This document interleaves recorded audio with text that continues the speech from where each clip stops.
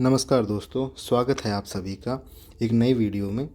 काफ़ी समय से आप लोगों की ये मांग थी कि राजस्थान राज्य एवं अधीनस्थ संयुक्त प्रतियोगी परीक्षा, जिसे आरएएस एग्जामिनेशन कहा जाता है, उसकी मुख्य परीक्षा के सिलेबस एनालिसिस के बारे में आप लोग जानना चाहते थे कि भाई ये पाठ्यक्रम जो है इतना बड़ा पाठ्यक्रम है, इसमें कौन सी चीज़ हमें पढ़नी चाहिए, किस सोर्स से हमें पढ़ना उचित रहेगा, इसके लिए हम किस प्रकार से तैयारी करें कि ज़्यादा से ज़्यादा फैक्ट्स और जो इन्फॉर्मेशन है हमें याद रहे, और किस प्रकार से हम उसको एग्ज़ामिनेशन हॉल में प्रोड्यूस करके आएँ ताकि हमारे मैक्सिमम मार्क्स आएँ, और हमारे जो सफलता है इस एग्ज़ामिनेशन में उसके लिए क्या रणनीति होनी चाहिए। तो इस वीडियो में हम बात करेंगे जो आरएएस एग्ज़ामिनेशन का जो पेपर 1 है मुख्य परीक्षा का, उसके सिलेबस एनालिसिस के बारे में। मेरा नाम राजेंद्र आर्या है, मैं वर्तमान में एक एसडीएम ऑफिसर हूँ। आरएएस 2018 में मेरी 37वीं रैंक आई है। तो चलिए आगे बढ़ते हैं।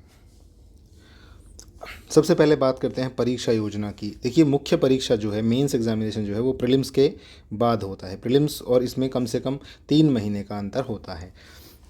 यहाँ देखने वाली बात यह है कि प्रीलिम्स का जो सिलेबस है वो काफ़ी हद तक मेंस एग्जामिनेशन में रिपीट होता है। केवल मैथमेटिक्स और रीजनिंग का जो पोर्शन है जो प्रीलिम्स में आता है और मेंस एग्जामिनेशन में वो नहीं आता है, उसको छोड़ करके लगभग प्रत्येक हिस्सा उसका मेंस में आता है। और मेंस में कुछ कुछ जो सिलेबस के पार्ट्स हैं वो और भी डाले गए हैं।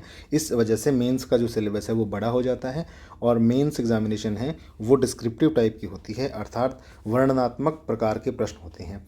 तो जो भी नोटिफिकेशन आरपीएससी ने इस विषय में जो इशू किया है उसके अंदर देखिए क्या लिखा गया है कि जो भी मेंस एग्जामिनेशन होगा, जो प्रधान परीक्षा होगी, उसमें जो भी अभ्यर्थी लिए जाएंगे उनकी जो संख्या है वो जो टोटल वैकेंसी है उस संख्या का लगभग 15 गुना होगा। यानी कि अगर 1000 वैकेंसी हैं तो मुख्य परीक्षा के लिए वो 15,000 लोगों को सिलेक्ट करेंगे, और वो सिलेक्शन प्रीलिम्स एग्जामिनेशन के बेस पे होगा। अब अगर मान लीजिए कि किसी कैटेगरी में, अगर उस कैटेगरी के अंदर जो आरक्षित सीट हैं उसके मुकाबले 15 गुना सीटें, 15 गुना कैंडिडेट्स उपलब्ध नहीं हो रहे हैं, तो आयोग ऐसी व्यवस्था कर सकता है कि वो उस कट ऑफ से नीचे के अभ्यर्थियों को भी ले सकता है। उसके बाद जो रिटन एग्जामिनेशन होगा, जो मुख्य परीक्षा होगी, उसमें 4 क्वेश्चन पेपर होंगे, 4 प्रश्न पत्र होंगे, जो कि वर्णनात्मक प्रकार के होंगे या विश्लेषणात्मक प्रकार के होंगे। अर्थात इसमें ऑब्जेक्टिव टाइप क्वेश्चन नहीं आएंगे, इसमें आपको आंसर हैं वो आंसर बुकलेट में लिखने पड़ेंगे। और इसमें ये नहीं है कि आप कोई भी क्वेश्चन पेपर आप छोड़ सकते हैं। चारों के चारों जो क्वेश्चन पेपर हैं उनको अटेम्प्ट करना कंपलसरी है। और अब ये ट्रेंड हो रहा है पिछली 2 वैकेंसीज से, 3 वैकेंसीज से, कि 4 जो एग्जामिनेशन है वो 2 दिन में होते हैं, यानी एक दिन में 2 पेपर आपको देने पड़ेंगे। साथ ही साथ ये जो परीक्षा है ये आपके संभाग मुख्यालय पर आयोजित होती है। यानी कि अगर राजस्थान में आप किसी भी ज़िले से हैं तो उस ज़िले से जहाँ से आपने आवेदन किया है, उस वो ज़िला जिस संभाग में आता है उस हेडक्वार्टर पे आपका ये एग्ज़ामिनेशन लिया जाएगा। ये जो क्वेश्चन होंगे, क्वेश्चन पेपर्स होंगे, इसमें संक्षिप्त जो उत्तर वाले प्रश्न हैं वो भी पूछे जाएंगे, मध्यम वाले भी पूछे जाएंगे, और बड़े उत्तर वाले भी प्रश्न पूछे जाएंगे। सारे के सारे प्रश्न हैं वो वर्णनात्मक प्रकार के होंगे। इसमें जो चौथा पेपर है जिसका नाम है सामान्य हिंदी और सामान्य अंग्रेजी, उसका जो लेवल है वो सीनियर सेकेंडरी स्तर का होगा। अर्थात भाषा जो खंड है उसमें हमें ज़्यादा एम्फोसिस करना है कि वो हमें उसका नॉलेज है वो सीनियर सेकेंडरी यानी 12th क्लास तक का नॉलेज हमें आवश्यक हो। बाकी जो एग्जामिनेशन है उसमें आपसे अपेक्षा की जाती है कि आप ग्रेजुएशन और पोस्ट ग्रेजुएशन लेवल का आप में नॉलेज हो। और यहाँ पर एक बात बताई गई है कि जो प्रत्येक जो पेपर होगा उसका जो मैक्सिमम टाइम होगा, जिस टाइम में आपको सारे सवाल अटैम्प्ट करने हैं, वो 3 घंटे होगा। तो इस वीडियो में हम पेपर 1 के बारे में डिस्कशन करने वाले हैं। जो 4 पेपर हैं उनके नाम इस प्रकार से हैं कि पहला जो पेपर है उसको जनरल स्टडीज़ फर्स्ट के नाम से जाना गया, यानी GS1 उसको कहा है। ये जो एग्ज़ामिनेशन होगा यानी पेपर 1 होगा, इसमें क्या क्या पोर्शन है, हिस्ट्री है, इकोनॉमी है, और उसके बाद 3 छोटे छोटे टॉपिक्स हैं, समाजशास्त्र है, प्रबंधन है, लेखांकन और अंकेक्षण है, यानी कि अकाउंटिंग और ऑडिटिंग है। फिर दूसरा जो पेपर होता है उसमें जो टॉपिक है उसका नाम भी है GS सेकेंड, और उसका जो उसमें जो कंटेंट है वो है प्रशासकीय नीति शास्त्र यानी कि एडमिनिस्ट्रेटिव एथिक्स, सामान्य विज्ञान यानी जनरल साइंस एंड टेक्नोलॉजी, और भूगोल। फिर पेपर तीसरा जो पेपर है उसका नाम है सामान्य अध्ययन पेपर 3 यानी GS थर्ड। इसमें है भारतीय राज्य व्यवस्था और अंतर्राष्ट्रीय संबंध, लोक प्रशासन, खेल एवं योग, व्यवहार एवं विधि। और जो चौथा पेपर है उसका नाम है सामान्य हिंदी और सामान्य अंग्रेजी। यहाँ मैं एक बार फिर से आपको याद करवा दूँ कि चौथे पेपर का जो लेवल है वो 12th क्लास के लेवल तक होने वाला है। सारे जो क्वेश्चन पेपर्स हैं उनका मैक्सिमम मार्क्स है वो 200 मार्क्स के हैं और उनकी जो टाइम लिमिट है वो 3 घंटे की है। तो इस प्रकार से मेंस एग्जामिनेशन जो है वो कुल 800 अंकों का हो जाता है। अभी रिसेंटली राजस्थान सरकार ने एक नोटिफिकेशन जारी किया है कि जो इंटरव्यू होते हैं जिन परीक्षाओं में, उसमें इंटरव्यू का जो वेटेज है, इंटरव्यू का जो भारांक है, वो उस परीक्षा के जो 10% अंक है उससे ज़्यादा नहीं हो पाएगा। तो अगर कोई वैकेंसी आती है 2021 की वैकेंसी के बाद में, तो उसमें इंटरव्यू है वो अधिकतम 80 अंकों का हो पाएगा। वर्तमान में ये जो प्रतिशत है ये 12.5% है और इस हिसाब से वर्तमान में जो इंटरव्यू है वो 100 मार्क्स का होता है। अब देखते हैं कि पेपर 1 में जो सवाल आएंगे वो कितने सवाल आएंगे और किस प्रकार के सवाल आते हैं। तो देखिए प्रश्न पत्र में कितने प्रश्न आएंगे, उनकी संख्या और उनके अंक किस प्रकार से हैं, इस प्रकार का विवरण इस टेबल में दिया गया है। तो ये जो क्वेश्चन पेपर होगा उसमें 3 तरह के सवाल आएंगे। यानी पहला सवाल तो आएगा अति लघु उत्तरात्मक, यानी कि जो आपको 15 या 20 शब्दों में जिसका आपको आंसर देना है, यानी जिसकी वर्ड लिमिट है 15 शब्द। तो ऐसे उत्तर के लिए अगर आपने सही लिखा है तो आपको अधिकतम 2 अंक मिल सकते हैं। इस प्रकार से 25 प्रश्नों के 50 अंक होते हैं। और उसके बाद जो लघुत्तरात्मक जो प्रश्न हैं जो भाग 2 में पूछे जाएंगे उनकी संख्या 16 होगी और उनमें से प्रत्येक प्रश्न है वो 5 अंकों का होगा। कुल मिलाकर के ये भी 80 इसकी शब्द सीमा है वो 50 अंकों की 50 शब्दों की होगी और इसके लिए कुल जो अंक हैं यानी कि 16 सवालों के लिए कुल 80 अंक दिए जा सकेंगे अधिकतम। उसके बाद भाग 3 है, उसमें बड़े प्रश्न पूछे जाएंगे, निबंधात्मक प्रश्न। ऐसे 7 प्रश्न पूछे जाएंगे पेपर 1 में और प्रत्येक प्रश्न है उसके लिए 10 अंक दिए जा सकते हैं अधिकतम और शब्द सीमा होगी 100 शब्द। और इस प्रकार से 7 प्रश्नों के 10 अंक प्रति प्रश्न के हिसाब से ये हो गए आपके 70 नंबर। तो टोटल जो अंक हैं वो हैं आपके 200 पहले पेपर के और कुल जो प्रश्न है वो है 48 यानी 48।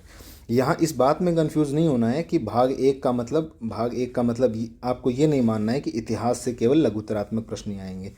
आपको यहाँ ये ध्यान रखना है कि अति लघुत्तरात्मक जो प्रश्न हैं वो इतिहास से भी आएंगे, समाजशास्त्र से भी आएंगे और अर्थव्यवस्था से भी आएंगे।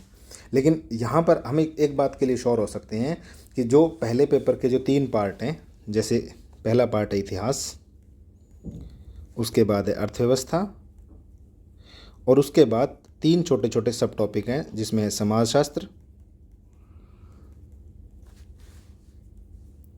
व्यवसाय प्रबंधन और अंकेक्षण व लेखांकन। तो ये जो छोटे छोटे टॉपिक हैं तीनों, इन ये जो टॉपिक्स हैं इनमें से बड़े सवाल नहीं आएंगे। यानी भाग 3 का कोई भी प्रश्न है वो इन तीनों से नहीं होगा। बड़े जो प्रश्न हैं 10 अंकों वाले या तो वो इतिहास से आएंगे या अर्थव्यवस्था से आएंगे। बाकी इनसे लघुत्तरात्मक और अति लघुत्तरात्मक प्रकार के प्रश्न ही आएंगे। बाकी जब इसका सिलेबस एनालिसिस हम करेंगे उस समय इसके बारे में और अधिक चर्चा करेंगे।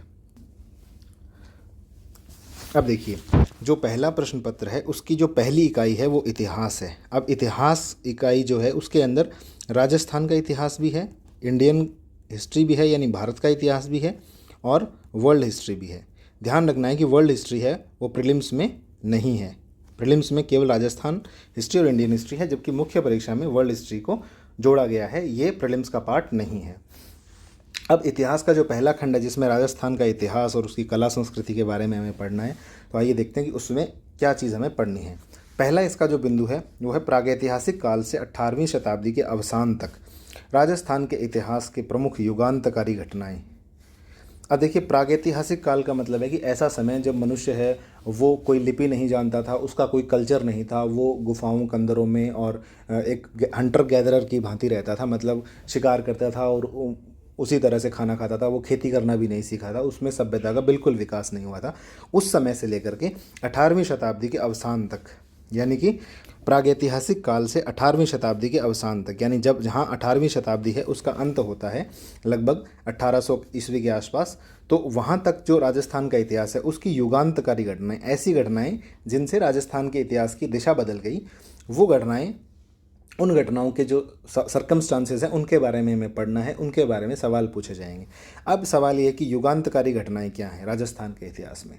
देखिए जैसे मोहम्मद गोरी और पृथ्वीराज चौहान के जो बीच तराइन के जो युद्ध हुए थे, उसमें जैसे ही पृथ्वीराज चौहान की हार होती है 1992 में, तो भारत में इस्लामिक शासन की स्थापना हो जाती है। तो ये एक युगांतकारी घटना है। जैसे कि मुग़लों के साथ में आमेर जो रियासत थी, उसके वैवाहिक संबंध की स्थापना होने से जो सल्तनत थी या मुग़ल शासन था, उसका आमेर के प्रति या ढूंढाड़ जो राज्य था उसके प्रति एक दृष्टिकोण है वो युद्ध वाला न रख करके सहयोग वाला हो गया। तो अब अकबर ने जो भी एक्टिविटीज़ की थी जिसकी वजह से राजस्थान की राजनीति है या राजस्थान का इतिहास, उसमें परिवर्तन आया इस प्रकार से कि जो दिशा उसकी चल रही थी वो दिशा बदल गई। तो उस तरह की घटनाएं जो हैं उनके आसपास का जो इतिहास है वो हमें ज़्यादा फोकस से पढ़ना है। अब इसके बाद है महत्वपूर्ण राजवंश। महत्वपूर्ण राजवंश जैसे कि राजस्थान में जो भी बड़ी रियासतें हैं, जैसे कि मेवाड़ है, मारवाड़ है, ढूंढाड़ है, बीकानेर है, इन प्रकार की जो रियासतें हैं इसमें जो महत्वपूर्ण राजवंश हैं, जैसे कि एक तो आपका गोहिल या सिसोदिया राजवंश है जो कि मेवाड़ का है। उसके बाद कछवाहा राजवंश है जो कि जयपुर या आमेर का है। उसके बाद आपका राठौड़ राजवंश है जो कि जोधपुर या फिर बीकानेर का है। तो इस प्रकार के जो राजवंश हैं जो कि आप बता सकते हैं। और एक इसमें एक महत्वपूर्ण है अजमेर का चौहान राजवंश। तो ये कुछ महत्वपूर्ण राजवंश हैं। इन राजवंशों की जो पूरी आपको क्रोनोलॉजी भी आपको ध्यान होनी चाहिए। इन राजाओं ने कौन से महत्वपूर्ण काम किए, कौन से युद्ध जीते, किस प्रकार से इन्होंने व्यवस्थाएं करी, तो वो सब घटनाएं और वो सब जो वर्णन है वो हमसे परीक्षा में पूछा जा सकता है। उसके बाद है उन राजवंशों की प्रशासनिक एवं राजस्व व्यवस्था। देखिए प्रशासनिक व्यवस्था क्या है। पुराने समय में जो राजा था वो सत्ता का केंद्र होता था और वो सर्वे सर्वा होता था। सारे जो डिसीजन थे, सारे जो फैसले थे वही करता था। वही न्यायपालिका का प्रमुख होता था, वही कार्यपालिका का प्रमुख था और वही नियम बनाता था। लेकिन उसके सहयोग करने के लिए कुछ मंत्री भी होते थे, कुछ और उसके सामंत होते थे, कुछ जमींदार होते थे जो उसको राजकार्य में या प्रशासन में सहायता करते थे। तो इन राजवंशों की जो प्रशासन की व्यवस्था थी वो किस प्रकार से थी, कौन इनके मंत्री थे, वो किस प्रकार से कौन कौन सी जिम्मेदारियां उनमें बांटी गई थी, इस प्रकार की जो डिटेल्स हैं वो हमें जाननी है। अब राजस्व व्यवस्था क्या है। देखिए राजस्व का मतलब है कि एक राजा का जो राज्य है, उसका जो क्षेत्राधिकार है, उसका जो साम्राज्य है, उसके भीतर जो भूमि है उसका प्रबंधन किस प्रकार से किया गया था। भूमि का प्रबंधन मतलब कि जो खेती योग्य भूमि है उस पर कितना लगान लिया जाएगा, लगान इकट्ठा करने की क्या व्यवस्था थी, लोग हैं वो लगान किस प्रकार से जमा करवाते थे, क्या वो लगान है वो नगद लिया जाता था, क्या उस राजा ने कोई सिक्के चलाए थे, क्या उस राजा ने कोई सेना में सुधार करने के लिए कोई विशेष प्रयास किए थे। इस प्रकार की जो घटनाएँ हैं वो हमें जो प्रशासनिक या राजस्व व्यवस्था है उसके अंतर्गत हमें पढ़नी चाहिए। अब उसके बाद अगला टॉपिक है 19वीं और 20वीं शताब्दी की प्रमुख घटनाएँ। अब राजस्थान के संबंध में 19वीं और 20वीं शताब्दी की प्रमुख घटनाएं क्या थी। देखिए जैसे जो बड़ी बड़ी रियासतें हम देखते हैं उसके बाद 19वीं और 20वीं शताब्दी में छोटी छोटी रियासतों का गठन होने लगता है, छोटी रियासतें बनने लग जाती हैं। तो उनमें आपस में क्या संघर्ष हुआ, या फिर जब अंग्रेज़ आए तो अंग्रेज़ों के साथ सत्ता का कैसा संबंध रहा था, आम जनता की स्थिति कैसी थी, और अंग्रेज़ों से और जो अनुत्तरदायी शासन था उससे लड़ने के लिए राजस्थान की जनता ने किस प्रकार से उनमें राजनीतिक चेतना आई, किस प्रकार से उन्होंने उसका प्रतिरोध किया। 1857 की क्रांति में राजस्थान ने किस प्रकार से भाग लिया। ये सब घटनाएं हैं, ये 19वीं और 20वीं शताब्दी की प्रमुख घटनाएं हैं। ये इसको हमें इस प्रकार से पढ़ना है कि स्वतंत्रता प्राप्ति का जो संघर्ष था उसमें राजस्थान का क्या योगदान है, और अंग्रेज़ों और सत्ता के साथ जनता का क्या संबंध था वो हमें इसमें देखना है। इसके बाद है किसान और जनजातीय आंदोलन। रियासतों में किसान हैं वो जागीरदारों की लगान प्रणाली से बहुत परेशान थे, और जनजाति के जो लोग थे जो जंगलों में रहते थे या फिर अपनी उनकी अलग संस्कृति थी, तो उनके विरुद्ध जो अत्याचार होते थे, जो अंग्रेज़ सरकार या फिर रियासतकालीन जो व्यवस्थाएं थी उनके द्वारा उन पे होते, तो उसके विरोध में उन्होंने जो भी आंदोलन किए थे, जैसे बेगू आंदोलन है, नीमराणा का आंदोलन है, ये बिजोलिया का आंदोलन है, इस प्रकार के जो आंदोलन है, और एकी आंदोलन, भूमट आंदोलन, ये इस प्रकार के आदिवासी आंदोलन है। इसके बारे में हमें डिटेल से और व्यवस्थित जानकारी हमें होनी चाहिए। अब राजनीतिक जागृति किस प्रकार से आती है राजस्थान में, कि राजस्थान में डायरेक्टली आप देखोगे इतिहास पढ़ते समय कि सीधे तौर पे अंग्रेज़ी सत्ता का शासन नहीं था। अंग्रेज़ यहाँ पर शासन करते थे, तो वो यहाँ के जो रियासत पे जो राजा राज करते थे या जो जागीरदार थे, जो सामंत थे, उनके माध्यम से वो उनको सुरक्षा देते थे और उनसे एक फीस के रूप में वो पैसा वसूलते थे। लेकिन यहाँ की जो जनता थी वो वो गैर जिम्मेदार या अनुत्तरदायी शासन से परेशान थी, तो किस प्रकार से उन लोगों में जागृति आई, उस जागृति को लाने वाले कौन नेता थे, उन्होंने क्या प्रयास किए, प्रजामंडल जैसी संगठन का उन्होंने गठन किया तो कहाँ कहाँ पर कौन कौन से प्रजामंडल बने, ये सब घटनाएं, ये सब जागृति है। जैसे शिक्षा का विकास कैसे हुआ इस दौरान राजस्थान में, कौन कौन से समाचार पत्र प्रकाशित हुए, वो सब जो इवेंट्स हैं उनको हमें इसमें स्टडी करना है। स्वतंत्रता संग्राम। अब देखिए, स्वतंत्रता संग्राम जब हुआ 1857 में या उससे पहले या उसके बाद, जो भी स्वतंत्रता संग्राम में अंग्रेज़ों के विरुद्ध या फिर स्थानीय शासन जो था रियासतकालीन, उसके विरुद्ध जो भी आंदोलन हुए, जो भी घटनाएं हुई, जैसे स्वतंत्रता आंदोलन में कहाँ से ये राजस्थान में कहाँ से शुरू हुआ, फिर कोटा में कौन सी घटनाएं हुई, कौन सा शासक अंग्रेज़ों के खिलाफ था और कौन से ने अंग्रेज़ों का साथ दिया, इस प्रकार की जो घटनाएँ हैं वो हमें इसके अंतर्गत जाननी है। और इसके बाद एक राजस्थान का जो एकीकरण है, क्योंकि राजस्थान में काफ़ी सारी रियासतें थी जो कि अलग स्वतंत्र रहना चाहती थी स्वतंत्रता के बाद में, लेकिन सरदार वल्लभ भाई पटेल है, उनके प्रयासों से राजस्थान है वो वर्तमान स्वरूप में आ सका। तो राजस्थान एकीकरण की जो पूरी घटना है कि राजस्थान का एकीकरण 7 चरणों में होता है, तो वो कौन कौन से चरण थे, किस किस स्टेट को या किस किस रियासत को कौन से चरण में मिलाया गया और उसके मिलाने में या उसके एकीकरण में क्या परेशानी आई, वो सब डिटेल है वो हमें इसमें पढ़नी है। इसके बाद जो पार्ट आता है वो मेनली ये जो नीचे के 3 टॉपिक हैं, ये आर्ट एंड कल्चर से रिलेटेड है, यानी हिस्ट्री जो है राजस्थान की, वो 2 जो बिंदुओं में वो सिमट जाती है। इसके बाद आर्ट एंड कल्चर के अंदर ये सिलेबस शुरू होता है। तो इसमें है कि राजस्थान की धरोहर, राजस्थान की जो हेरिटेज है वो, उसके अंदर देखिए सब टॉपिक क्या है। सबसे पहले प्रदर्शन एवं ललित कलाएं।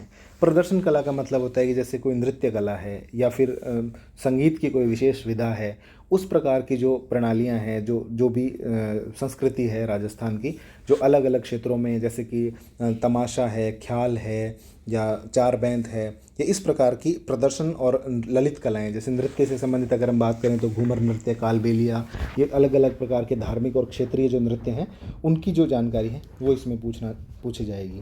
फिर उसके बाद है हस्तशिल्प और वास्तुशिल्प। हस्तशिल्प का मतलब है कि जो हैंडीक्राफ्ट का जो काम है, जैसे कि कहीं पर मिट्टी का काम बहुत अच्छे से होता है, कहीं पर सोने का काम होता है, कोई थेवा कला, या ये जो कागज़ पे जो देवी देवताओं की कथा लिखते हैं यानी फड़ चित्रण है, इस प्रकार की जो कला है।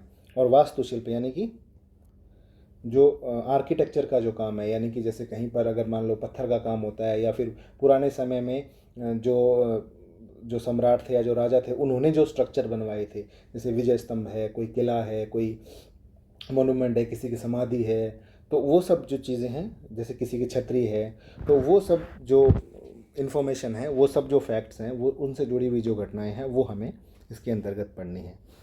अब उसके बाद ये एक बिंदु नया जोड़ा गया है कि राजस्थान में विश्व विरासत के प्रमुख स्थल कौन से हैं। देखिए, यूनेस्को जो हेरिटेज स्थल हैं उसमें राजस्थान के 6 किले शामिल हैं। वो 6 किले कौन कौन से हैं, वो उसके बारे में पूरी जानकारी, जैसे उनको किसने बनवाया, किस साल में बनवाया, कहाँ पर स्थित है, किस प्रकार का किला है, क्या उसमें आक्रमण हुआ, क्या उस किले का इतिहास है, वो सारी जानकारी हमें इसमें देखना है। उसके बाद राजस्थान में पर्यटन। राजस्थान में जो टूरिज़्म है, राजस्थान में जैसे विदेशी और देसी पर्यटक आते हैं तो वो किन जगहों पे जाते हैं, उस जगह का क्या महत्व है, वो उस जगह का निर्माण या उस जगह का जो संधारण है वो किसने किया है। जैसे कि अलग अलग प्रकार के जो स्थान हैं, जयपुर में आप देखोगे तो सिटी पैलेस है, जंतर मंतर है, आमेर का किला है, नाहरगढ़ है, जयगढ़ है, इस प्रकार के जो किले हैं जो पर्यटन के लिए आकर्षण का केंद्र हैं, उनके बारे में इन्फॉर्मेशन, उनके बारे में जानकारी। साथ ही साथ राजस्थान सरकार के पर्यटन विभाग द्वारा विभिन्न प्रकार के मेले, उत्सव, पर्व आदि का आयोजन करवाया जाता है। तो कई मेले तो ऐसे हैं जो धार्मिक आस्था के कारण लगते हैं, और कई उत्सव ऐसे हैं जो राजस्थान सरकार स्पेसिफिक किसी ज़िले में करवाती है, जिस प्रकार से कि मरु महोत्सव वो करवाते हैं, मत्स्य उत्सव करवाते हैं, ऊँट महोत्सव है, इस हाथी महोत्सव है। ये सब जो इवेंट हैं वो किस ज़िले में होते हैं और किस मतलब टाइम पर होते हैं, इस प्रकार की जानकारी है वो आपसे चाहते हैं। इसके बाद है इसमें folk music and folk dance, यानी कि लोक संगीत और लोक नृत्य।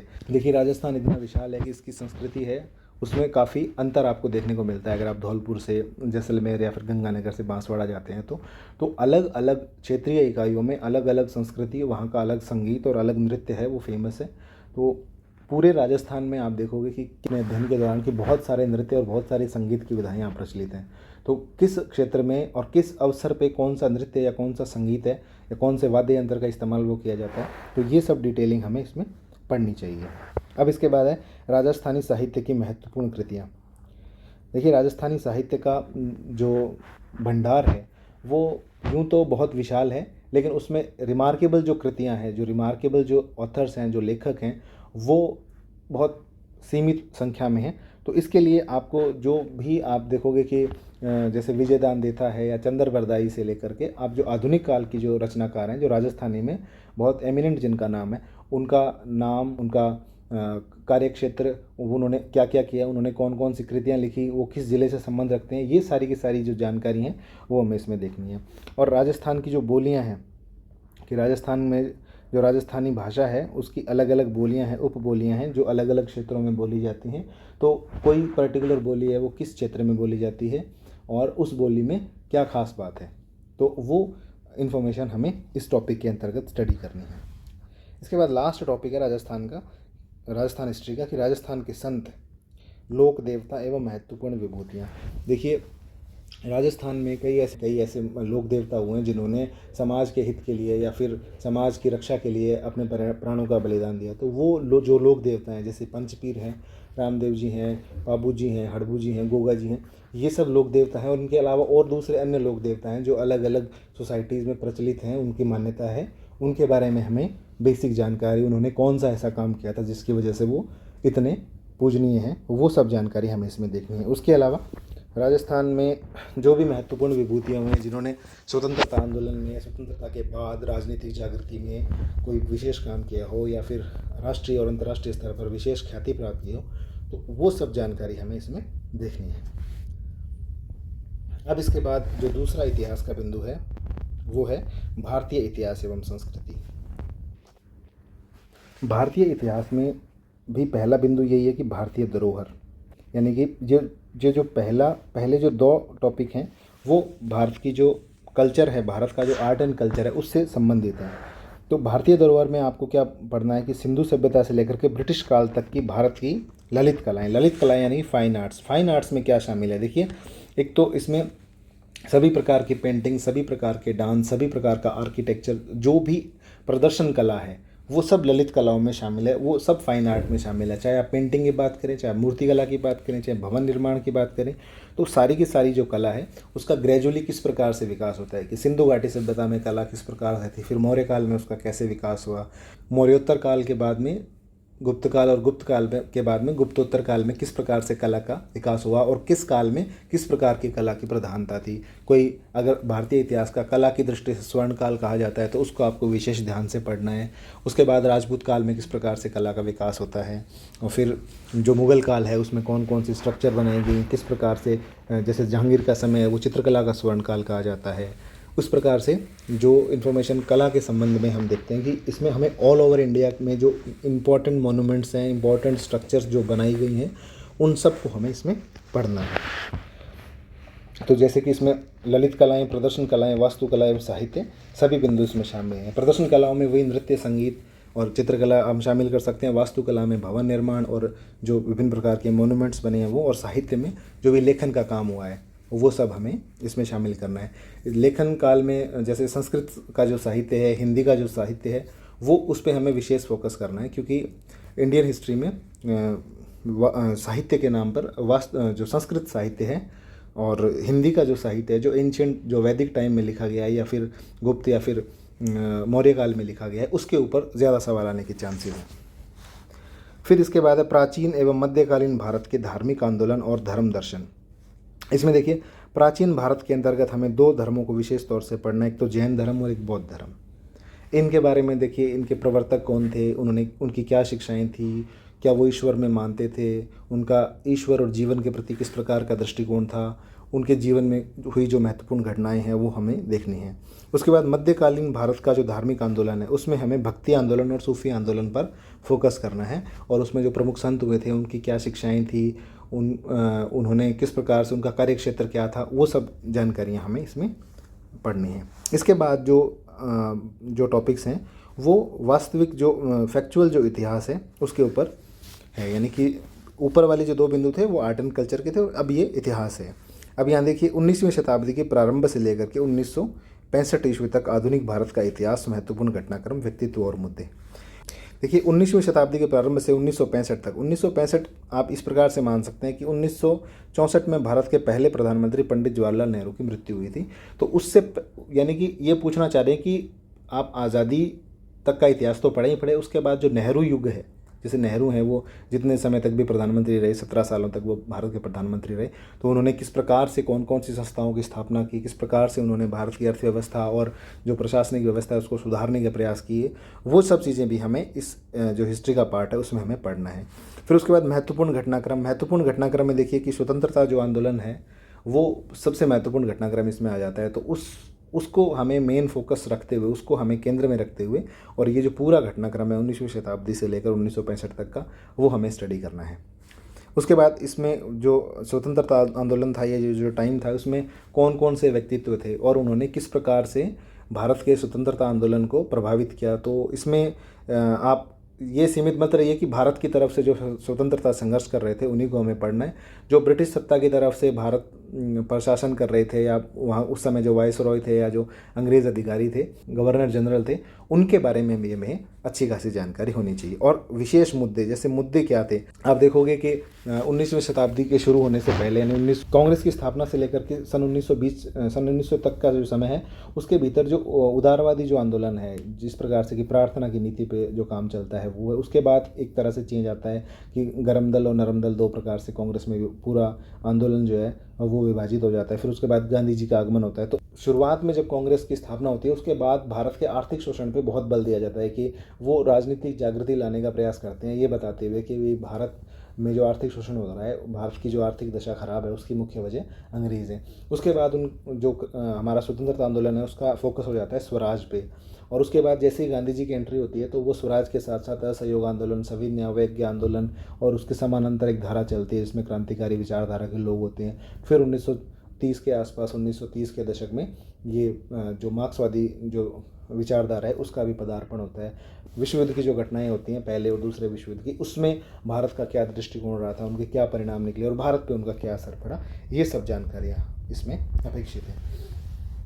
उसके बाद भारतीय राष्ट्रीय आंदोलन, इसके लिए अलग से बिंदु दिया गया। इसके विभिन्न चरण कौन कौन से थे, इसकी धाराएं कौन सी थी, इसमें किन किन लोगों ने योगदान दिया, देश के भिन्न भिन्न भागों से इसका योगदान क्या है। स्वतंत्रता आंदोलन को पढ़ते समय हम कई बार इसमें ये मिस्टेक करते हैं कि हमारा जो सारा फोकस है वो उत्तरी भारत की तरफ रहता है, या राजस्थान, दिल्ली, हरियाणा या बिहार या मुंबई के आसपास रहता है, लेकिन बहुत सारे हिस्सों को हम इसमें अवॉइड कर जाते हैं। तो जो एमिनेंट हिस्से हैं जिनका रिमार्केबल योगदान है, भले ही वो नागालैंड का हो, चाहे वो केरला का हो, चाहे वो तेलंगाना हैदराबाद साइड का हो, वो सारे के सारे योगदान हमें इसको देखने हैं कि वहाँ से कौन कौन लोग थे जो इसमें सक्रिय थे, क्योंकि यहाँ पर हमें राजस्थान का इतिहास नहीं, हमें भारत का इतिहास पढ़ना है।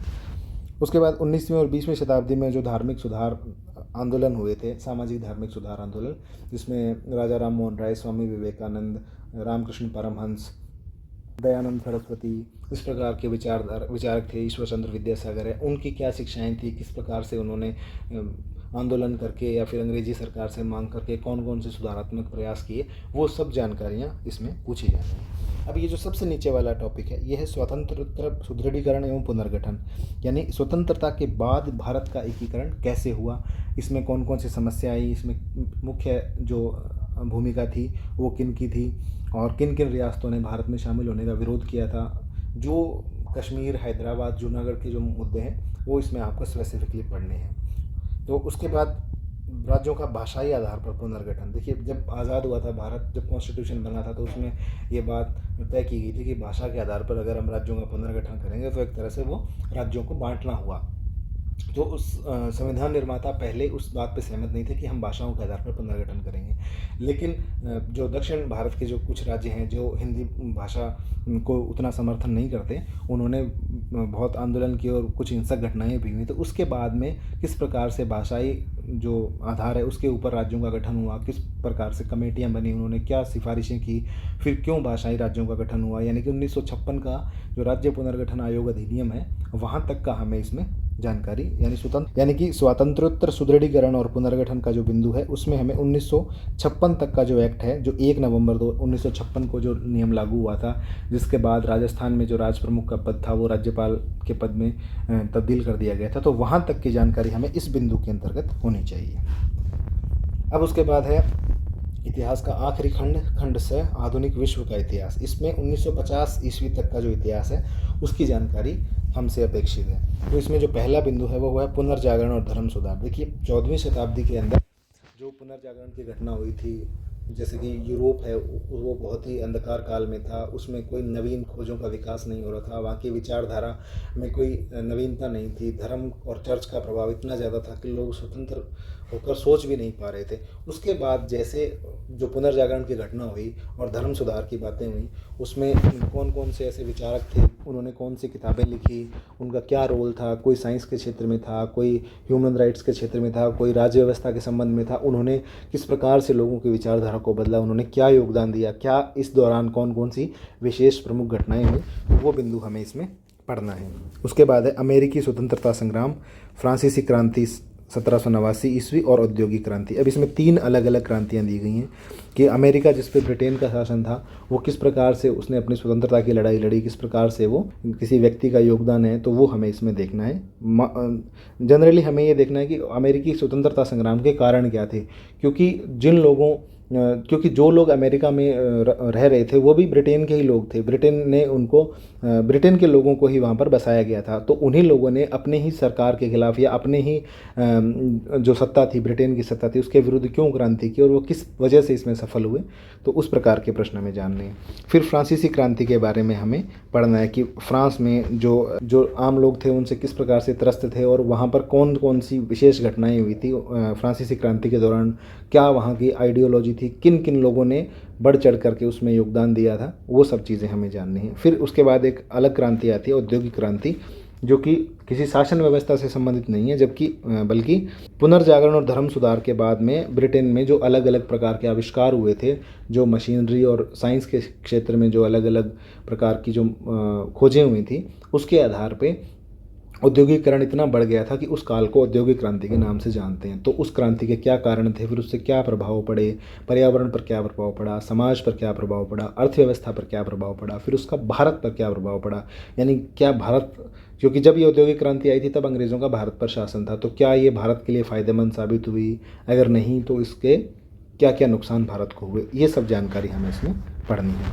उसके बाद एशिया व अफ्रीका में साम्राज्यवाद और उपनिवेशवाद।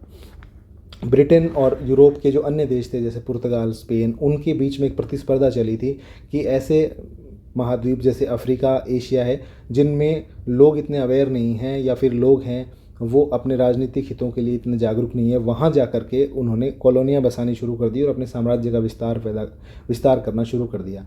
तो यूरोप के छोटे छोटे देशों द्वारा किस प्रकार से एशिया और अफ्रीका में जो अपना साम्राज्य है या अपनी जो कॉलोनियाँ हैं उनका निर्माण किया गया, किस प्रकार से महाद्वीपों की बंदरबांट हुई, संसाधनों को लेकर के लूट मचाई इन्होंने, उसका जो पूरा घटनाक्रम है वो हमें इस टॉपिक के अंतर्गत पढ़ना है। फिर है अंतिम बिंदु कि विश्व युद्धों का क्या प्रभाव। विश्व के इतिहास में 2 विश्व युद्ध हुए हैं, तो उन विश्व युद्धों का विश्व राजनीति पर और भारत पर क्या प्रभाव पड़ा, किस प्रकार से विश्व राजनीति में जैसे कोई संस्था का निर्माण हुआ विश्व युद्ध के बाद में, कि जो विजेता राष्ट्र थे या जो हारे हुए राष्ट्र थे उनके बीच में क्या समझौता हुआ, उनकी अर्थव्यवस्था, राज्य व्यवस्था पर क्या प्रभाव पड़ा, इस प्रकार के प्रभावों का हमें इसमें अध्ययन करना है। तो इस प्रकार जो इतिहास के जो टॉपिक्स थे, इतिहास के जो 3 खंड थे उस पर हमने चर्चा कर ली। अब देखते हैं कि पेपर 1 की जो दूसरी इकाई है यानी कि अर्थव्यवस्था, इसमें हमें क्या देखना है। तो इसमें भी 3 खंड हैं। सबसे पहला खंड है भारतीय अर्थशास्त्र, कि इंडियन इकोनॉमी में हमें कौन कौन से टॉपिक, कौन कौन सी चीज़ें हमें पढ़नी है। देखिए सबसे पहला इसमें टॉपिक है कृषि यानी एग्रीकल्चर। तो एग्रीकल्चर से रिलेटेड भारत की जो एग्रीकल्चर है उसमें वृद्धि और उत्पादकता की क्या प्रवृत्तियाँ हैं। आप देखोगे स्वतंत्रता के बाद भी हमारे देश में खाद्यान्नों का उत्पादन इतना कम था कि हमें दूसरे देशों से गेहूं या फिर अन्य खाद्य पदार्थ है वो आयात करने पड़ते थे और वो हमें बहुत ही नॉमिनल रेट पर या फिर वो लगभग मुफ्त में वो चीज़ें हमें प्रोवाइड करवाते थे। लेकिन 1960 के दशक में जो हरित क्रांति आई एम स्वामीनाथन के प्रयासों से, उसकी वजह से जो खाद्यान्न उत्पादन में अप्रत्याशित वृद्धि हुई है या फिर जो खाद्यान्न हम एडवांस में उगा रहे हैं, यानी अधिशेष जो उत्पादन है उसका किस प्रकार से भंडारण करते हैं, सरकार उसको किस प्रकार से खरीदती है, एमएसपी का क्या प्रोसेस है, उसका वितरण फिर किस प्रकार से किया जाता है, ये सब चीज़ें हमें इसमें देखनी है। और फिर उसके बाद केवल खाद्यान्न के साथ साथ हमें उसमें दालों का उत्पादन, तिलहन फसलों का उत्पादन, फलों का उत्पादन, सब्जियों का उत्पादन, ये सब जो बिंदु हैं अलग अलग, उसमें हमें इसको देखना है। फिर है फूड प्रोसेसिंग या खाद्य प्रसंस्करण। देखिए, कृषि के जो उत्पाद हैं उनकी शेल्फ़ लाइफ बहुत कम होती है, यानी कि अगर फल सब्जियाँ हैं तो वो बहुत कम समय में ख़राब होते हैं, और अगर खाद्यान्न है तो उनकी जो कीमत है वो बहुत कम मिलती है किसान को।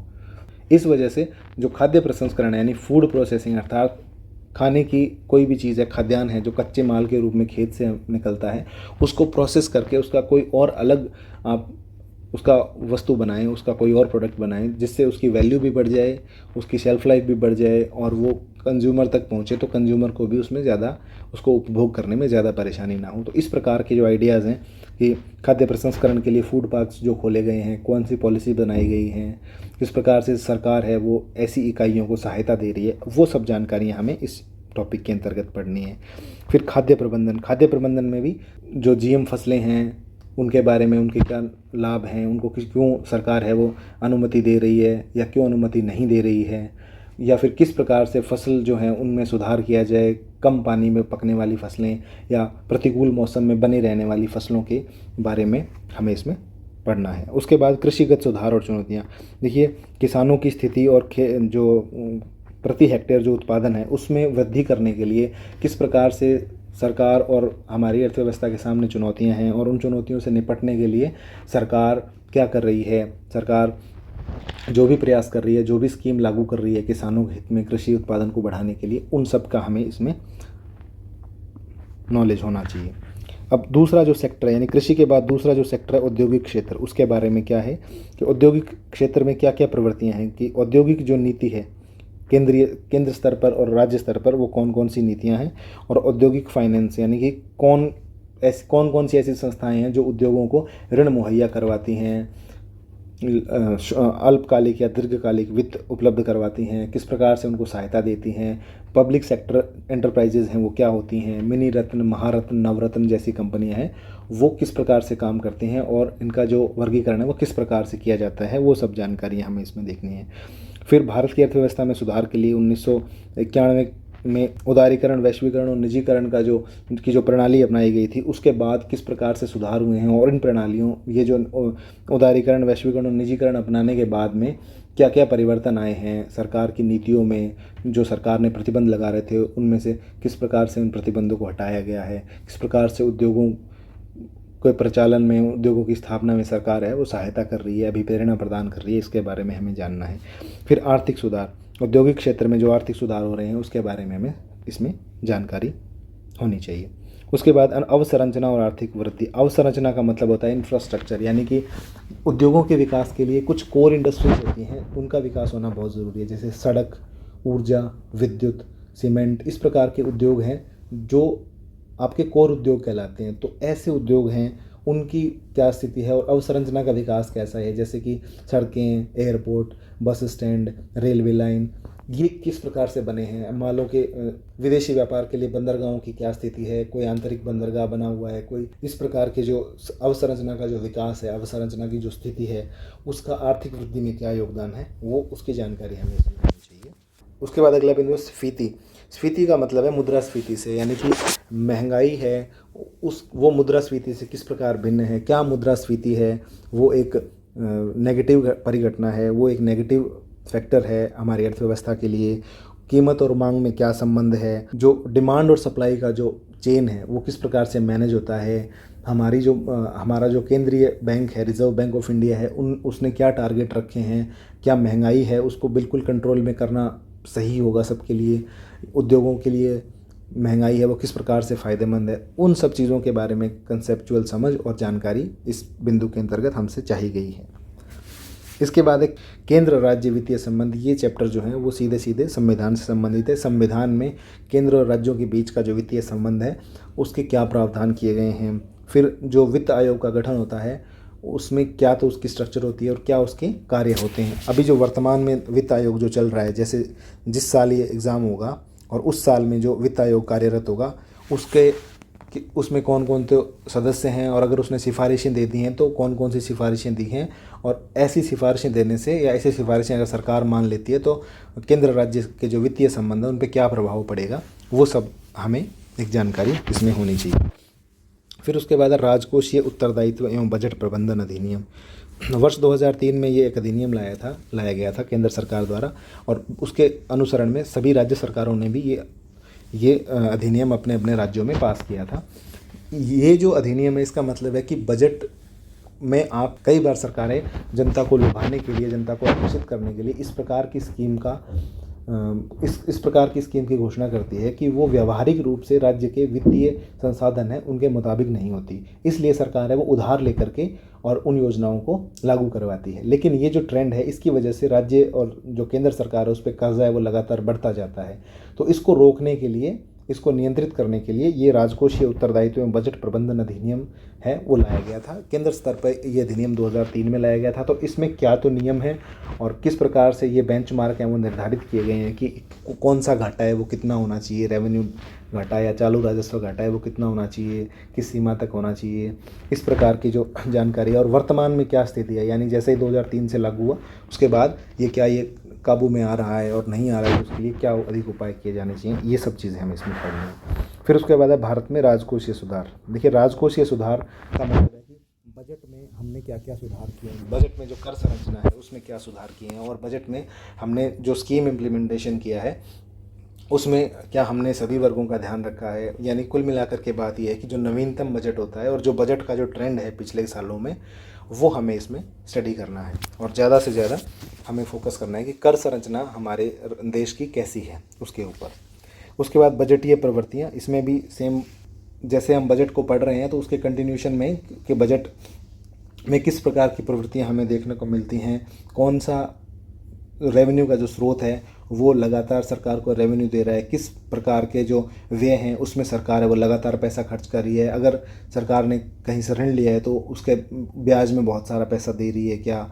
यानी कि कुल मिलाकर के बात ये कि बजट में कितना पैसा कहाँ से आता है और कहाँ पर वो पैसा खर्च होता है, क्या सरकार घाटे में जाकर के या फिर ऋण लेकर के अपनी घोषणाओं को पूरा कर रही है। इस प्रकार के जो बजट की जो समरी आती है वो हमें इसमें देखनी है। और उसके बाद राजकोषीय नीति। राजकोषीय नीति का सीधा सीधा मतलब बजट घोषणा से ही होता है कि बजट में जो केंद्र सरकार है उसने क्या पॉलिसीज़ डिसाइड की हैं कि जो केंद्र सरकार है उसकी आर्थिक रूप से क्या दिशा होने वाली है। फिर भारत में कर सुधार। भारत में जैसे कर सुधार के अंदर अब देखें तो सबसे बड़ा नाम आता है जीएसटी का। जीएसटी बहुत अपने आप में एक बहुत बड़ा कर सुधार माना जाता है। उसके बाद जो अप्रत्यक्ष कर जो 2-4 बचे हैं वो कौन कौन से हैं और क्या उनको कम किया जा सकता है, या फिर जो आयकर है या जो डायरेक्ट टैक्सेस हैं, निगम कर हैं, इन टैक्सेस की क्या संरचना है, किस रेट से इसमें टैक्स लिया जाता है और इसको किस प्रकार से इस संरचना को और बेहतर बनाया जा सकता है, इसमें क्या कमियां हैं, कौन कौन सी कमेटियों इसमें बनी हैं आज तक, उन्होंने क्या सजेशन दिए हैं। इस प्रकार की जानकारी हमें कर सुधार के अंतर्गत होनी चाहिए। फिर उसके बाद है सब्सिडी या अनुदान। अनुदान में एक नगद हस्तांतरण, यानी कि आपके कोई भी आप सरकार से सब्सिडी लेना चाहते हो तो वो सब्सिडी सीधा आपके खाते में आती है। तो इसके लिए जो स्कीम चलाई गई है, जैसे पहल योजना थी, जनधन योजना थी कि सभी लाभार्थियों के खाते खोले जाएं, फिर आधार से इंटीग्रेट करके जो पेमेंट सिस्टम चलाया गया था, वो सब चीज़ें हमें इसके अंतर्गत पढ़नी है। और उससे रिलेटेड अन्य संबंधित मुद्दे, यानी कि सब्सिडी जो है वो खाद्य पदार्थों पे भी दी जाती है, वो गैस सिलेंडर पे भी दी जाती है, केरोसिन पे भी दी जाती है, यूरिया पे भी दी जाती है। तो अलग अलग क्षेत्रों में जो सब्सिडी दी जाती है वो सब्सिडी है वो टारगेटेड जो ग्रुप है उस तक नहीं पहुंच रही है, उसमें किस प्रकार की बाधा आ रही है, उसमें क्या वो जो जिस वर्ग के लिए जो सब्सिडी दी गई है लक्षित समूह तक पहुंच पा रही है कि नहीं पहुंच पा रही, इस प्रकार की जानकारी हमें इसमें चाहिए। फिर उसके बाद रेवेन्यू कहाँ से आ रहा है, सरकार के पास पैसा कहाँ से आ रहा है, ज़्यादा टैक्स कलेक्शन कहाँ से है, या फिर सरचार्ज, सेस या ऋण लेकर के सरकार है वो अपनी जो अर्थव्यवस्था जो आर्थिक जो ज़रूरतें उनको पूरा कर रही है क्या, वो जो ट्रेंड है वो हमें इसमें जानना है। और व्यय कहाँ पर कर रही है सरकार, तो ये यानी कि आय और व्यय दोनों की प्रवृत्तियों के बारे में हमें जानकारी होनी चाहिए। फिर उसके बाद अगला बिंदु है आर्थिक गतिविधियों में सरकार की भूमिका। इसमें देखिए कि सरकार जो है वो आर्थिक गतिविधियों के स्तर पे क्या कर रही है।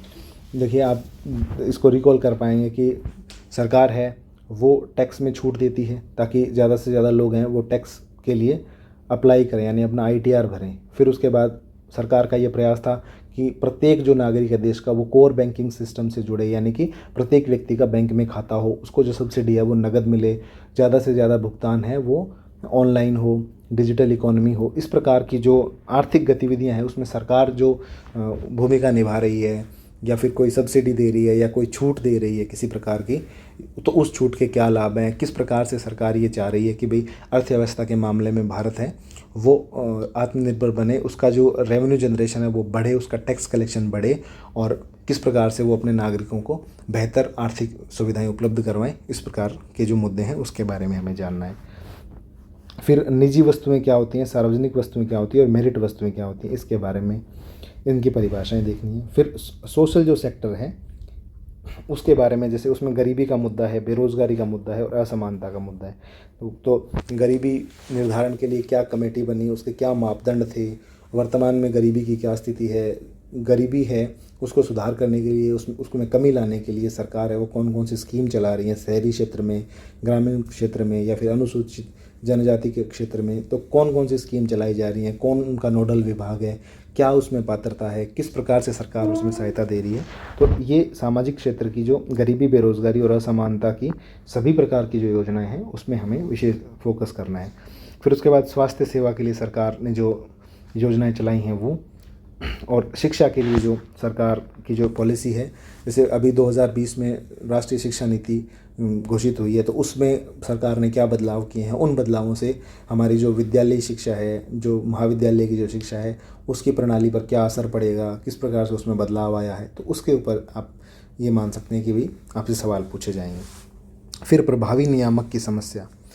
नियामक का मतलब है रेगुलेटर, यानी कि कोई भी संस्था या कोई भी इकाई हमारे देश में किसी भी क्षेत्र में काम कर रही है तो उसके ऊपर एक और संस्था बनाई जाती है जो उन इकाइयों को रेगुलेट करती है। जैसे कि बीमा कंपनियों को रेगुलेट करने के लिए IRDA बनाया गया है, तो वो IRDA है वो प्रभावी नियामक क्यों नहीं है, या इस प्रकार की अन्य जो संस्थाएं हैं वो प्रभावी रूप से उनको नियंत्रित क्यों नहीं कर पा रही हैं, जो अन्य कंपनियां हैं, जो एजेंसियां हैं जो पूरे देश में वो काम कर रही हैं। तो ये क्या समस्या है और इसको किस प्रकार से सुधारा जा सकता है, इसके ऊपर हमें जानकारी चाहिए।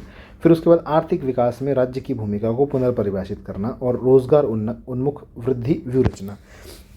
देखिए, इकोनॉमिक जो डेवलपमेंट हो रहा है तो वो केंद्र सरकार अपने स्तर पर प्रयास करती है और राज्य सरकारें अपने अपने स्तर पर विभिन्न प्रकार की स्कीम चलाती हैं। तो अगर ये प्रयास है उनमें कोहेरेंस हो, यानी उसमें समन्वय स्थापित हो जाए, तो राज्य सरकार और केंद्र सरकारों में तालमेल अगर बन जाता है तो ये जो लक्ष्य प्राप्ति है बेरोज़गारी को मिटाने की या आर्थिक विकास की, उसमें बहुत सहायता मिल सकती है हमें।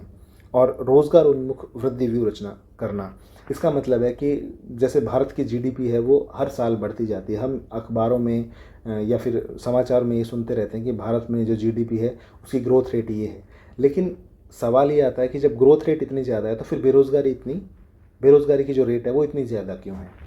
तो हमें ऐसी वृद्धि चाहिए जो कि रोज़गार उन्मुख हो, यानी ज़्यादा से ज़्यादा लोगों को रोज़गार मिले। तो इसमें हमें सरकारी नौकरियों के अलावा जो प्राइवेट सेक्टर हैं उसमें रोज़गार या फिर उद्यमिता है यानी एंटरप्रेन्योरशिप है, उसके ऊपर सरकार क्या प्रयास कर रही है, ईज़ ऑफ डूइंग बिजनेस में सरकार क्या कर रही है, वो सब जानकारियाँ हमें इसमें होनी चाहिए। उसके बाद वैश्विक अर्थव्यवस्था का जो सिलेबस है वो बहुत विस्तृत नहीं है। इसमें वैश्विक आर्थिक मुद्दे यानी वैश्विक जो आर्थिक संस्थाएं हैं जैसे कि विश्व बैंक है, अंतर्राष्ट्रीय मुद्रा कोष है, विश्व व्यापार संगठन है, ये सब संगठन है, ये विश्व की जो प्रवृत्तियां हैं यानी देशों के बीच में जो व्यापार हो रहा है, या जैसे अमेरिका ने कुछ साल पहले संरक्षणवाद की प्रवृत्ति अपनाई थी, या फिर विभिन्न प्रकार की जो वस्तुएं हैं उनके आयात निर्यात पे जो टैक्सेस लगते हैं, उनके जो मुद्दे होते हैं विभिन्न देशों के बीच में जो इस प्रकार की जो संबंध होते हैं उनके बारे में क्या प्रवृत्तियां हैं और कौन कौन से आर्थिक मुद्दे वर्तमान में चर्चा में हैं, वो सब चीज़ें इसमें हमें पढ़ना है। फिर एक बिंदु और है सतत विकास और जलवायु परिवर्तन। संयुक्त राष्ट्र द्वारा जो सतत विकास लक्ष्य है, सतत विकास के लिए जो 17 लक्ष्य और 169 गोल्स जो निर्धारित किए गए हैं, तो उनमें वो कौन कौन से गोल्स हैं, उनकी वर्तमान में भारत में क्या स्थिति है या भारत के राज्यों में क्या स्थिति है, उसको भी हमें अर्थव्यवस्था से जोड़ के पढ़ना पड़ेगा। साथ ही साथ जलवायु परिवर्तन जो बड़े पैमाने पर हो रहा है उसके लिए संयुक्त राष्ट्र है वो क्या प्रयास कर रहा है, कौन सी संस्था है जिसके अंतर्गत सारे देश एक मंच पे आते हैं, और वो उन्होंने क्या समझौता किया, जो पेरिस एग्रीमेंट 2015 में हुआ उसके बाद में जो समझौते या जो प्रोटोकॉल हुए हैं उनके बारे में हमें जानकारी भी चाहिए। और साथ ही साथ ये भी चाहिए कि उन समझौतों को लागू करने में अगर कोई दिक्कत है या कोई देश उनको नहीं मान रहा है तो क्या वजह है, क्या उसके तर्क हैं और किस प्रकार से आगे की राह हम उसमें खोल सकते हैं। ये सब मुद्दे हमें वैश्विक अर्थव्यवस्था के अंतर्गत जानने हैं। अब आखिरी बिंदु है अर्थव्यवस्था में राजस्थान की अर्थव्यवस्था। तो राजस्थान की अर्थव्यवस्था में सबसे पहले भारत की अर्थव्यवस्था की तर्ज पे है कृषि प्रदर्शन, यानी कि कृषि का क्या होता है, उत्पादन की स्थिति है और उत्पादकता क्या है, यानी कि किन किन चीज़ों का उत्पादन होता है और वो किस मात्रा में होता है, यानी प्रति हेक्टेयर क्या उत्पादन है, कौन सा ज़िला है वो उत्पादन में सबसे अच्छा है, कहाँ पर कौन सी फसल, कौन सा बीज या मसाला, कौन सा खाद्यान्न, कौन सी तिलहन, कौन सा दलहन फसल होती है, उसके बारे में हमें जानकारी चाहिए। फिर उसके बाद कृषि के लिए जो जल संसाधन है वो कौन कौन से हैं, कौन कौन सी मुख्य नहरें हैं, कहाँ नदियों से सिंचाई होती है, किस जगह पे तालाबों से सिंचाई होती है, नहर जो प्रणालियाँ हैं उनसे क्या फ़ायदा हो रहा है, जैसे नर्मदा नहर है या इंदिरा गांधी नहर है या जो ईस्टर्न कैनाल रिवर प्रोजेक्ट है, वो सब चीज़ें, और सिंचाई की क्या स्थिति है राजस्थान में, अंडरग्राउंड वाटर की क्या स्थिति है, वो हमें इसमें जानना है। फिर उसके बाद कृषि विपणन यानी एग्रीकल्चर की मार्केटिंग कैसी है, किन किन जगहों पर एग्रीकल्चर की जो मंडियाँ हैं उनमें क्या समस्याएँ आती हैं, राजस्थान की जो उपज है, विपणन है, मार्केटिंग है, उसकी क्या स्थिति है, ये सब जानकारी हमें इसमें होनी चाहिए। फिर उसके बाद डेयरी एवं पशुपालन की जो स्थिति है वो हम राजस्थान की अर्थव्यवस्था के अंतर्गत देख सकते हैं। उसके बाद है ग्रामीण विकास और ग्रामीण अवसंरचना। अब यहाँ पर देखिए कि रूरल जो डेवलपमेंट है उसमें सरकार रूरल डेवलपमेंट के लिए कौन कौन सी स्कीम चला रही है, कौन सा उसमें नोडल विभाग है, जैसे और चिकित्सा के क्षेत्र में, शिक्षा के क्षेत्र में, अवसंरचना के क्षेत्र में ग्रामीण विकास की क्या स्थिति है, वो चीज़ें हमें इसमें पढ़नी है। उसके बाद है पंचायती राज एवं राज्य वित्त आयोग।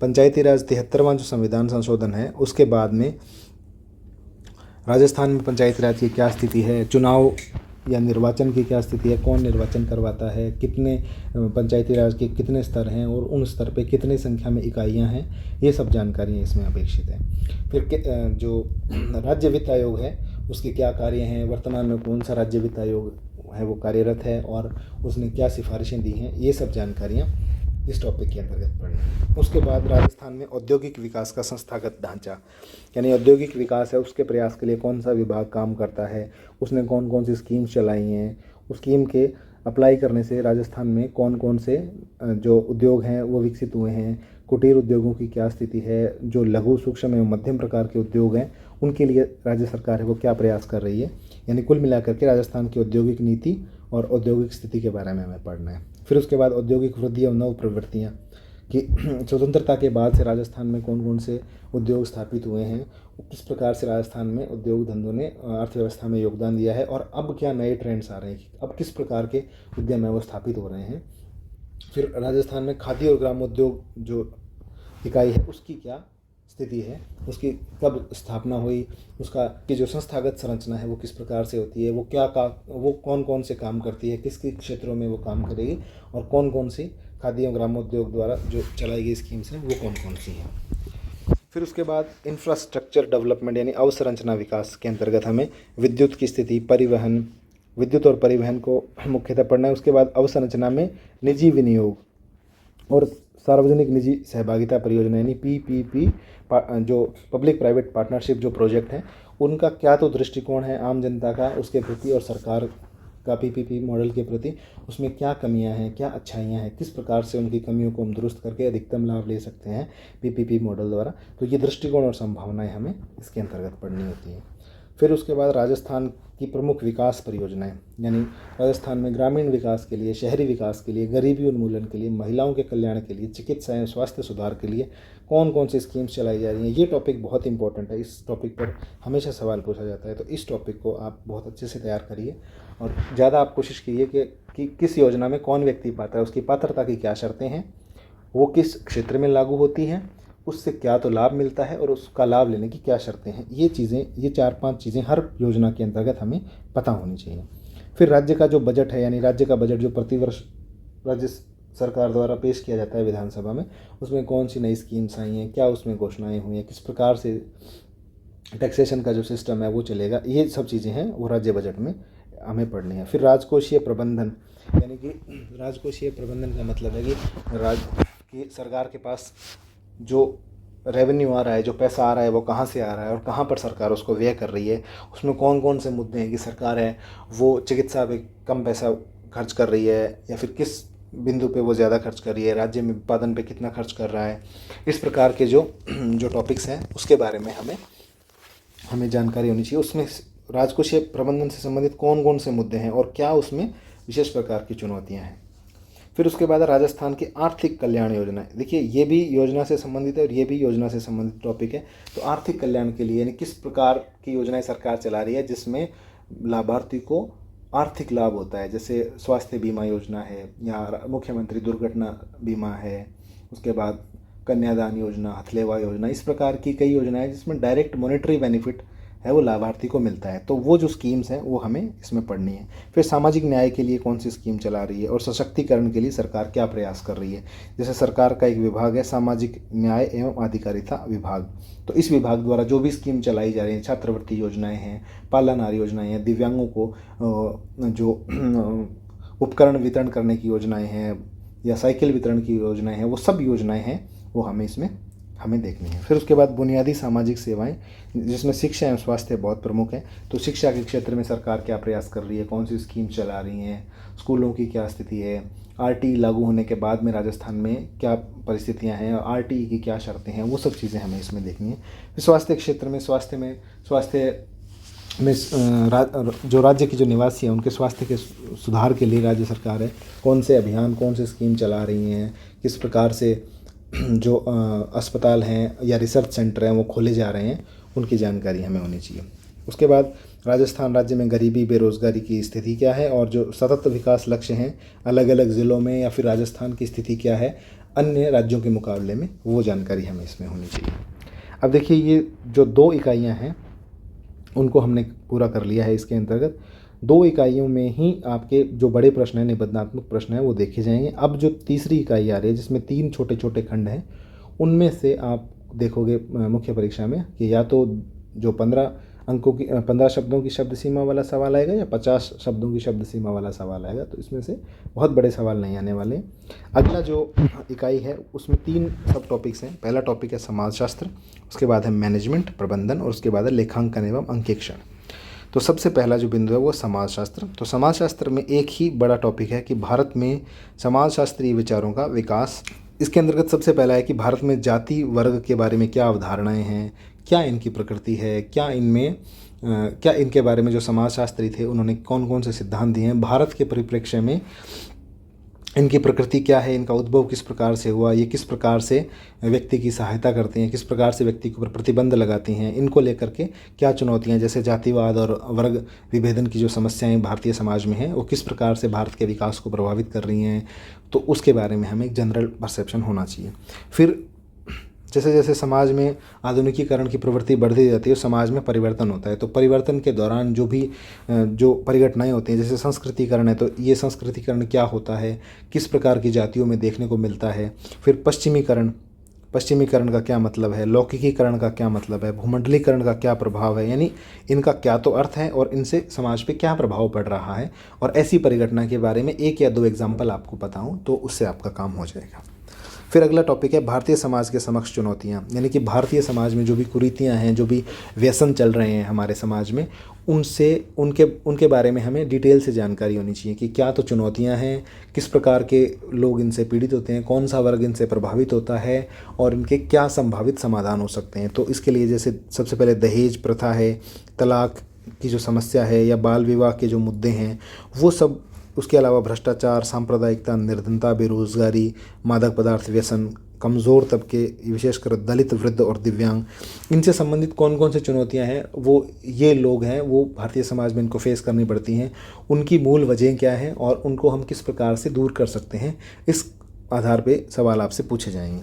फिर उसके बाद राजस्थान स्पेसिफिक सोशियोलॉजी है ये, कि राजस्थान में जनजातीय समुदाय जो है, जिसमें भील, मीणा, गरासिया 3 जो जनजाति समुदाय हैं उनके बारे में हमें जानना है कि उन समुदायों की क्या तो समस्याएं हैं, किस प्रकार की समस्याएं हैं वो ये समुदाय फेस करता है, क्योंकि ये समुदाय है वो आम समाज से कटा रहता है, तो समाज के संपर्क में आने से इनमें क्या परिवर्तन हुआ है और इनकी क्या क्या समस्याएं हैं जिनसे ये जूझ रहे हैं, जैसे स्वास्थ्य से संबंधित, शिक्षा से संबंधित, आय इनकी बहुत कम है, इस प्रकार की जो समस्याएं हैं उनके कल्याण के लिए राज्य सरकार ने और केंद्र सरकार ने कौन कौन सी स्कीम्स चलाई हैं, उनके बारे में हमें जानकारी इस टॉपिक के अंतर्गत होनी चाहिए। अब इसमें दूसरा बिंदु है प्रबंधन। प्रबंधन यानी कि मैनेजमेंट। देखिए, प्रबंधन का टॉपिक है वो थोड़ा सा अलग प्रकृति का है। इसमें अगर हम कन्वेंशनल तैयारी कर रहे हैं तो इसमें हमें थोड़ी सी किसी की मदद लेनी पड़ सकती है इसको समझने के लिए। फिर भी मैं कोशिश करूँगा कि ये जो सिलेबस है उसका एनालिसिस करके कोशिश करूँ कि आपको इसमें से कौन कौन से बिंदुओं के अंतर्गत पढ़ना है।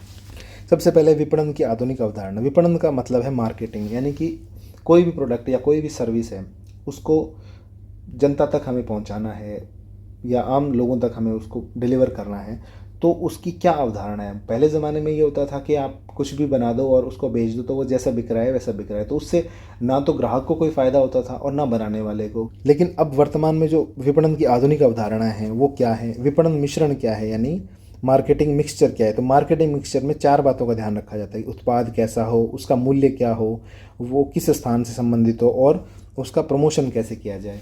तो ब्रांड कैसे क्रिएट होता है, कैसे प्रोडक्ट बनता है, कैसे प्रोडक्ट की डिमांड मार्केट में क्रिएट करनी पड़ती है, फिर डिमांड को समझ करके उस हिसाब से प्रोडक्ट को डिज़ाइन कैसे किया जाता है। तो ये बहुत ही सटीक भाषा में आपको ये लिखना है और इसके लिए बहुत ज़्यादा आपको इधर उधर देखने की या स्टडी करने की ज़रूरत नहीं है। आप कोई भी कंसाइज मटेरियल से आप इसको स्टडी कर सकते हैं।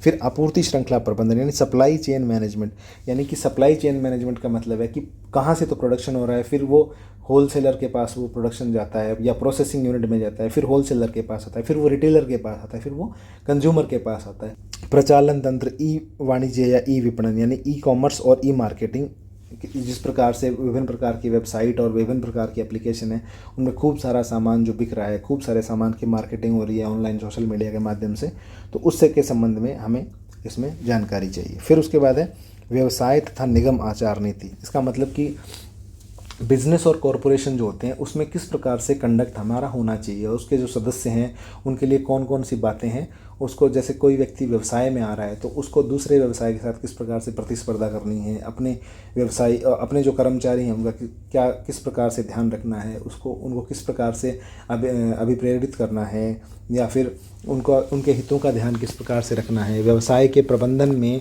जो कर्मचारी हैं उनकी भागीदारी किस प्रकार से ली जानी चाहिए, वो सब डिटेलिंग इस टॉपिक के अंतर्गत पढ़ी जाती है। धन का अधिकतमीकरण यानी कि मैक्सिमाइजेशन ऑफ वेल्थ।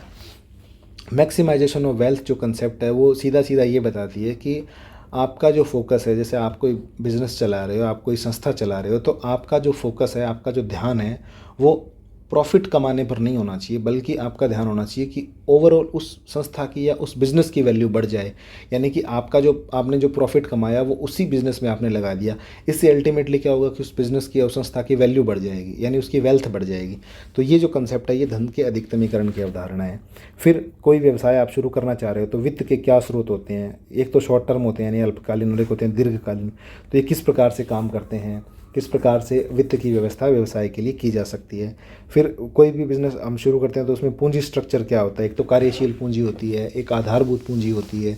तो वो कौन सी किस पूंजी को क्या कहेंगे, कौन सी पूंजी का मैनेजमेंट किस प्रकार से होता है, कंपनी में शेयर किस प्रकार से होता है, शेयर की क्या व्यवस्था होती है, शेयर अगर किसी व्यक्ति ने लगाए हैं तो उससे कंपनी पर के जो निर्णय लेने की जो क्षमता है कंपनी के प्रबंधन के पास, उस पर क्या असर पड़ेगा, ये सब जानकारियाँ इसके अंतर्गत होती हैं। फिर पूंजी की लागत लाभों का विभाजन, बैंकिंग एवं गैर बैंकिंग वित्तीय संस्थान, यानी भारत में जो भी बैंकिंग संस्थान है या जो नॉन बैंकिंग फाइनेंशियल कॉरपोरेशंस हैं, ऐसी संस्थाएं हैं जो इंडस्ट्रीज़ को ऋण उपलब्ध करवाती हैं लेकिन वो लोगों से जमा पैसे नहीं ले सकती, उनको NBFCs कहते हैं। तो वो उनको रेगुलेट करने के लिए कौन सी बॉडी है, उनकी क्या स्ट्रक्चर है, किस शर्त पे वो मुहैया करवाती हैं ऋण या आर्थिक सहायताएं, तो वो हमें देखना है। फिर भारत का शेयर मार्केट कैसा है, उसमें किस प्रणाली से काम होता है, Bombay stock exchange, national stock exchange क्या हैं, ये किस प्रकार से काम करते हैं, इनमें कौन कौन सी कंपनियों के शेयर होते हैं। फिर MNC यानी बहुराष्ट्रीय कंपनियां हैं, वो एक से अधिक देशों में अपना काम करती हैं, लेकिन इनकी वजह से क्या तो फ़ायदे हैं, क्या नुकसान है, किस प्रकार से ये घरेलू कंपनियों के लिए कंपटीशन पैदा करती हैं और किस प्रकार से इनसे जो घरेलू बाज़ार है उसको नुकसान होता है। फिर उसके बाद फॉरेन डायरेक्ट इन्वेस्टमेंट, यानी विदेश का कोई व्यक्ति है या कोई संस्था है वो भारत में निवेश करना चाहती है तो उसके लिए क्या सरकारी प्रोविज़न है। एक ऑटोमेटिक रूट होता है, एक गवर्नमेंट रूट होता है, तो कौन से सेक्टर में कितने प्रतिशत निवेश की एक सीमा है, और डायरेक्ट जो फॉरेन इन्वेस्टमेंट है उससे क्या तो लाभ हैं और क्या उसके संबंध में चुनौतियां हैं, वो सब हमें इसमें देखना है। तो इसी से मिलता जुलता टॉपिक है विदेशी संस्थागत निवेश, यानी एफडीआई और एफआईआई। इन दोनों में बस परसेंटेज का फ़र्क है कि बहुत ज़्यादा पैसा लगा रहे तो एफडीआई और बहुत कम पैसा लगा रहे तो वो एफआईआई है। इनकी चुनौतियाँ और इनके जो लाभ हैं वो उनको आपको कंपेरेटिवली स्टडी करना है। फिर इसके बाद ये थोड़ा सा थ्योरी का टॉपिक है। इसमें सबसे पहले नेतृत्व के सिद्धांत, कि कोई बिजनेस या कोई टीम के लीडर आप हैं तो आप किस प्रकार से अपनी टीम को लीड करते हैं, किस प्रकार से उत्तरदायित्व और किस प्रकार से अधिकार है उनको आप अपने टीम के सदस्यों को देते हैं, ताकि ओवरऑल जो ऑर्गेनाइजेशन है और जो संस्थान है उसके गोल की प्राप्ति हो सके। उसके लिए क्या कौन कौन से स्टाइल हैं, फिर ग्रुप में कैसे व्यवहार करते हैं लोग, समूह में किस प्रकार से लोग व्यवहार करते हैं, और अकेले में वो व्यक्तिगत रूप से किस प्रकार से व्यवहार करते हैं। एटीट्यूड क्या चीज़ होती है, यह लोगों के व्यवहार को किस प्रकार से प्रभावित करती है। और टीम बिल्डिंग के बारे में, जैसे टीम बिल्डिंग के लिए कौन कौन सी स्किल्स होनी चाहिए, टीम बिल्डिंग क्यों ज़रूरी है, इससे आपकी प्रोडक्टिविटी पे क्या फ़र्क पड़ता है, और इसके लिए कौन कौन से सिद्धांत, कौन कौन सी शैलियाँ अपनाई जानी चाहिए, उसकी स्टडी हमें करनी है। फिर मोटिवेशन का टॉपिक है, मोटिवेशन के कौन कौन से सिद्धांत हैं, मोटिवेशन किस प्रकार से काम करता है। संघर्ष प्रबंधन, यानी अगर मान लो टीम के 2 सदस्यों के बीच में या संस्थान के 2 लोगों के बीच में या 2 से ज़्यादा लोगों के बीच में संघर्ष है किसी बात को लेकर के, विवाद है किसी बात को लेकर के, तो उसको किस प्रकार से सुलझाया जाए, किस प्रकार से उसको मैनेज किया जाए, उसकी क्या तकनीक है, उनके बारे में जानना है। फिर है समय प्रबंधन, यानी टाइम मैनेजमेंट। टाइम मैनेजमेंट एक बहुत इंपॉर्टेंट स्किल है, इसलिए इसको आपके सिलेबस में डाला गया है कि आप पूरे दिन के जो 24 घंटे हैं उनको किस प्रकार से मैनेज करें कि आपको प्रत्येक काम के लिए समय मिल जाए और आपका कोई भी महत्वपूर्ण काम है वो छूटे नहीं। उसके लिए कौन कौन से स्किल्स डेवलप करनी चाहिए और टाइम मैनेजमेंट से क्या फ़ायदे होते हैं और इसके संबंध में क्या चुनौतियाँ आती हैं। उसके बाद अगला प्रबंधन का बिंदु है तनाव प्रबंधन, कि काम के दौरान या फिर सरकारी कर्तव्य के निर्वहन के दौरान कई प्रकार का तनाव है वो व्यक्ति शारीरिक या मानसिक तनाव ले लेता है, तो उसकी वजह से किस प्रकार से समस्याएं आती हैं और उसको कैसे मैनेज किया जाए, तनाव प्रबंधन की कौन सी युक्तियां हैं। उसके बाद ट्रेनिंग का टॉपिक है, यानी ट्रेनिंग क्यों दी जाती है, ट्रेनिंग के क्या फ़ायदे होते हैं, ट्रेनिंग देने से व्यक्ति की जो प्रोडक्टिविटी है उसमें किस प्रकार से चेंज आता है, अगर बहुत ज़्यादा ट्रेनिंग हम दे रहे हैं तो उसका कोई डिसएडवांटेज भी है क्या, ये सब टॉपिक इसके अंतर्गत पढ़ने हैं। उसके बाद है डेवलपमेंट, यानी विकास और आकलन प्रणाली, यानी कि कोई भी व्यक्ति है उसके काम का मूल्यांकन आकलन हम किस प्रकार से करते हैं, क्या हम सभी पक्षों को देख रहे हैं कि ये एक ही पक्ष के आधार पर उस व्यक्ति का आकलन कर रहे हैं, अगर उस व्यक्ति के प्रदर्शन में कोई कमी है तो हम उसको किस प्रकार से सुझाव दें ताकि वह उसमें सुधार करके और अंततोगत्वा जो संस्थान है उसकी उत्पादकता को बढ़ाए।